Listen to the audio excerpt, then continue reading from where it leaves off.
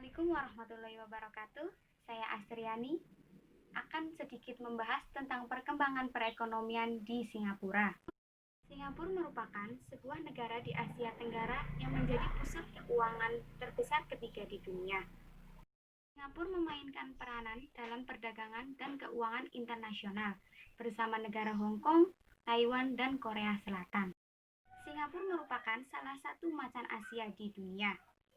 Ekonomi negara Singapura termasuk dalam 10 negara paling terbuka, kompetitif, dan inovatif di dunia.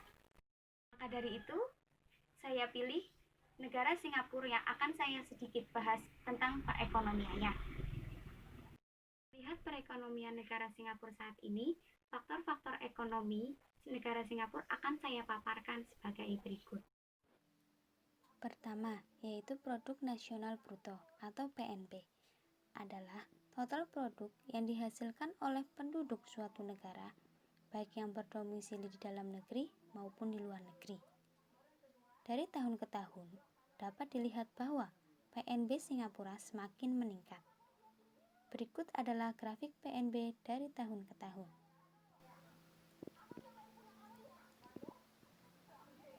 Grafik PNB negara Singapura dapat meningkat dikarenakan Singapura telah mengambil langkah-langkah untuk mempromosikan inovasi, mendorong kewirausahaan, dan melatih kembali angkatan kerjanya. Selain itu, Singapura juga mengeluarkan Employment Pass atau IP di bawah 3 kategori, yaitu yang pertama P1 Employment Pass untuk orang-orang dengan penghasilan bulanan sebesar 8.000 US dollar dan yang lebih tinggi.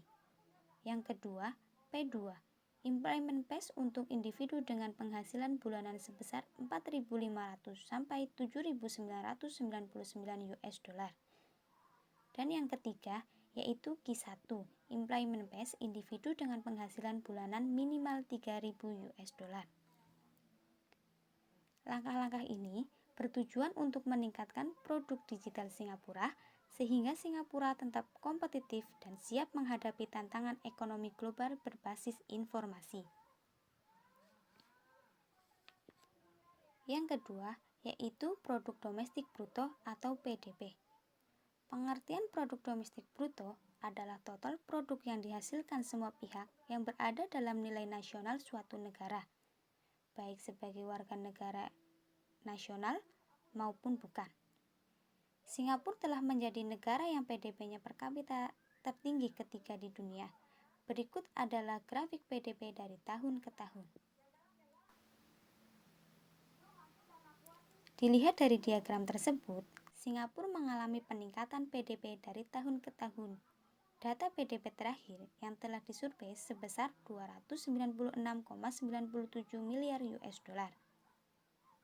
Yang selanjutnya yaitu yang ketiga, yaitu inflasi.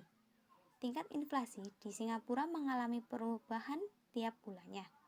Dapat dilihat pada grafik tingkatan inflasi di Singapura sempat mengalami titik negatif yang disebabkan harga komoditas yang kian membaik dan prospek penurunan bulanan ekonomi global yang tampak lebih cerah pada tahun 2017. Meningkatnya harga komoditas menjadi salah satu komponen pendukung yang membantu mengakhiri tren inflasi negatif terlama Singapura. Informasi terkini di Singapura telah mencapai 0,6%. Yang keempat yaitu tingkat pengangguran. Di negara Singapura, pengangguran bukan menjadi suatu halangan bagi perekonomian negara. Hal itu dapat dilihat pada grafik yang ada. Meskipun setiap 6 bulan semenjak tahun 2016 mengalami peningkatan, tingkat pengangguran di Singapura tergolong kecil. Hal itu disebabkan oleh keberhasilan kebijakan pendidikan negara dalam memprediksi pekerjanya terampil juga fundamental. Dalam aspek dini, karena mereka menyediakan akses pasar yang lebih mudah untuk mengimpor dan mengekspor dan juga memberikan keterampilan. Yang kelima yaitu suku bunga. Dari grafik yang ada, suku bunga Singapura mengalami naik turunnya grafik pada bulan April hingga Juli. Di bulan Juli, negara Singapura mengalami kenaikan suku bunga yang mendekati 1. Dari situ, dapat disimpulkan bahwa warga Singapura tidak banyak mendapatkan keuntungan dari tabungan. Meskipun demikian, pemerintah Singapura mempromosikan tingkat tabungan dan investasi yang tinggi. Melalui kebijakan yang digunakan mendanai kebutuhan perawatan kesehatan dan pensiun warga. Tingkat tabungan Singapura tetap termasuk yang tinggi di dunia sejak tahun 1970-an. Namun saat ini, negara Singapura mengalami pemerosotan ke dalam jurang resesi pada angkatan produk domestik bruto atau PDB. Ekonomi Singapura ternyata lebih buruk dari perkiraan awal resmi yang dirilis pada bulan lalu. Negara Singapura mengalami kontraksi sebesar 42,9% pada kuartal 2 tahun 2020 dibandingkan dengan kuartal sebelumnya. Hal ini terjadi setelah negara tersebut melakukan lockdown. Pada awal April ini dilakukan guna membendung penyebaran wabah atau virus corona. Itulah kiranya sedikit tentang perekonomian di negara Singapura. Sekian dan terima kasih. Wassalamualaikum warahmatullahi wabarakatuh.